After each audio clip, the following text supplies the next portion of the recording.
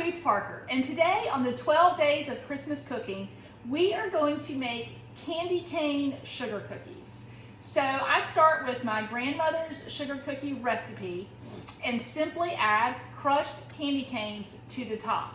You get all the festive fun of the candy cane and the flavor of the peppermint without needing a rolling pin and cookie cutters and all of those things.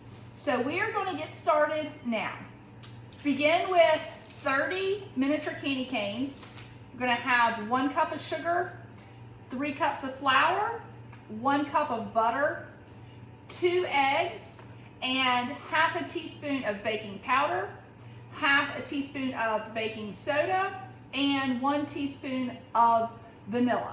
So to get started, we need to crush the candy canes. You can do it in a food processor. I still like to crush them with a meat mallet because the reason these are such a hit in our house is my son really enjoyed crushing the candy canes. So just for nostalgia's sake, I like to do it old school.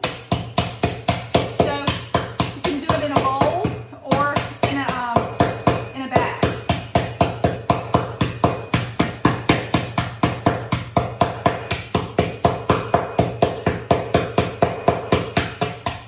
Okay, so I have my candy canes crushed. I'm just going to put them to the side.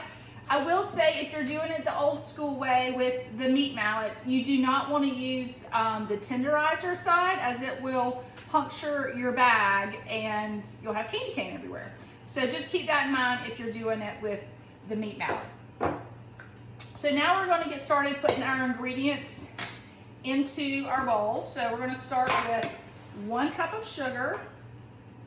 And my little scoop here is a half cup, so that gives me my 1 cup of sugar and 3 cups of all-purpose flour.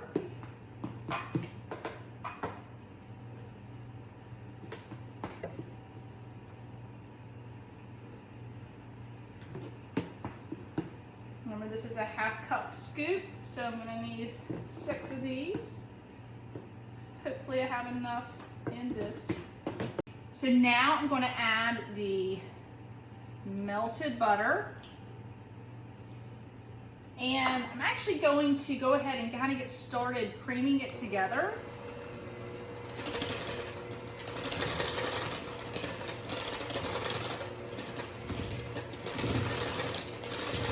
And this is a dough that'll be fairly stiff.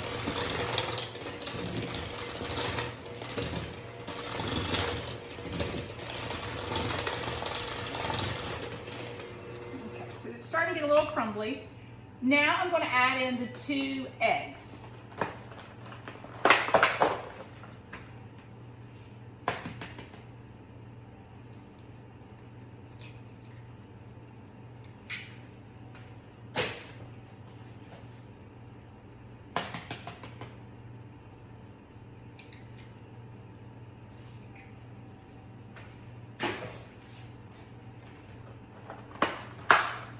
Okay, so I've got the 2 eggs, and I'm going to go ahead and also add the teaspoon of vanilla.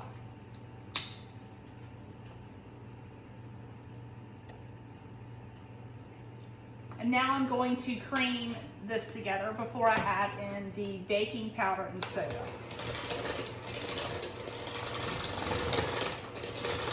Be sure to get the sides good so that everything gets blended in well.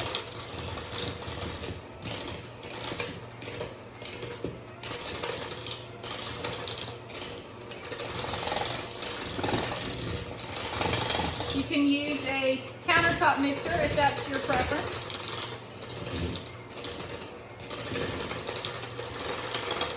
But I would definitely recommend a mixer rather than just by hand.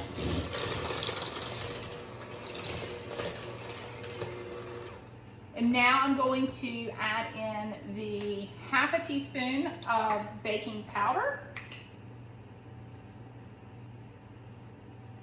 and half a teaspoon of baking soda.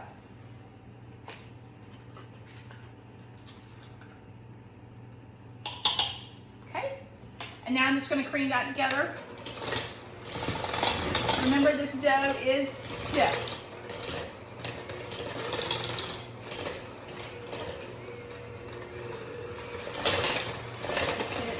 mixed and blended really well.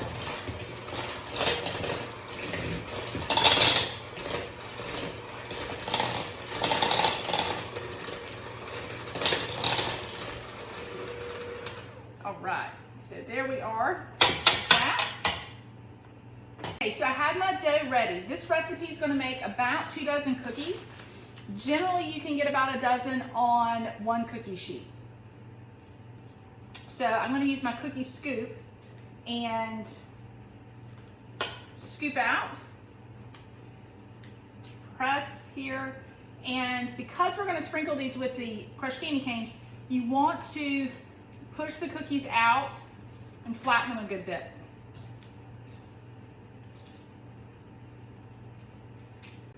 So once you have your cookies on your cookie sheet, then you're going to sprinkle them with the crushed candy canes. And you have enough to be pretty liberal with them. You may need to press it to the cookie just a little bit so that it adheres.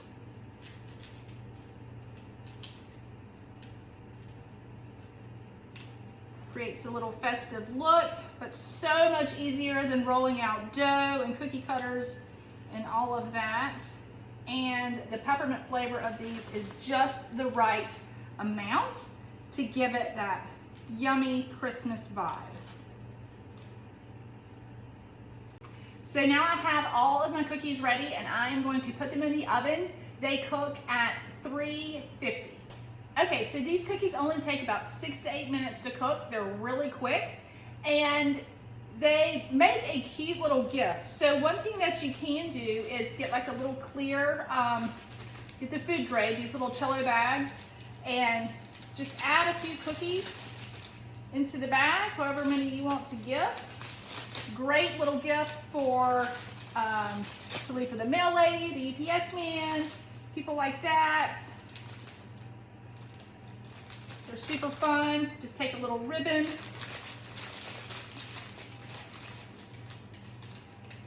You can add a tag or a sticker.